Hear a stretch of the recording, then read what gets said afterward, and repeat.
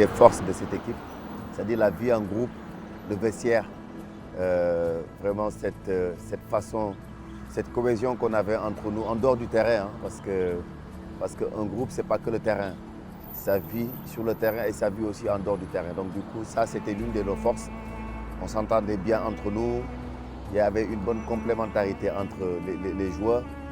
Donc il y avait des joueurs qui étaient timides, que d'autres joueurs tiraient vers le haut. Donc il y avait des joueurs qui étaient hyper excités, que d'autres peut-être calmaient à travers leur comportement. Donc c'était un groupe qui vivait très très bien. Ça faisait partie l'une de nos forces.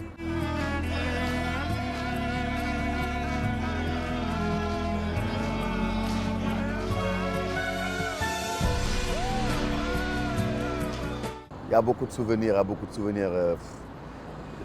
ce qui me faisait plus rire, c'est à la fin des entraînements, parfois, notre cher ami Eladj, c'est lui qui mettait beaucoup de piment dans ce groupe, faisait comme on dit, le consultant, il donnait des notes à tous les joueurs. Donc tu avais intérêt à être bon à l'entraînement parce que sinon il aurait pu te donner 0 et que tout le monde serait au courant. Donc ça aussi, ça faisait partie des souvenirs que j'avais brièvement, mais il y en a beaucoup d'autres. Hein. Il y a des moins bons, il y a des très bons, il y a des tristes. En tout cas, tout ce que je pouvais vous dire, c'est que c'était un groupe qui était assez attractif et qui vivait très bien. Ce n'est pas n'importe qui est champion d'Afrique. Malgré que ce soit notre premier sac, on reste quand même l'équipe à battre, on reste les favoris dans cette équipe-là. Mais il ne faut pas que ce costume de favori pèse lourd sur nos joueurs. Donc tout ce que je leur dis, c'est d'être eux-mêmes. C'est des joueurs professionnels, c'est des joueurs de qualité, c'est des joueurs qui ont fréquenté les plus grands clubs du monde. C'est des joueurs qui ont aujourd'hui marqué leur histoire dans le football africain. Maintenant, à eux de montrer qu'ils peuvent conserver leur titre. Aliou Cissé, le message que je lui donne, c'est voilà, Aliou Cissé, c'est aujourd'hui, on lui dit déjà merci pour ce qu'il a fait pour le Sénégal. Ça a été dur pour lui, ça n'a pas été facile. Aujourd'hui, ramener un titre au Sénégal, le premier titre que le Sénégal attendait depuis des années. Tout ce que je peux lui dire, c'est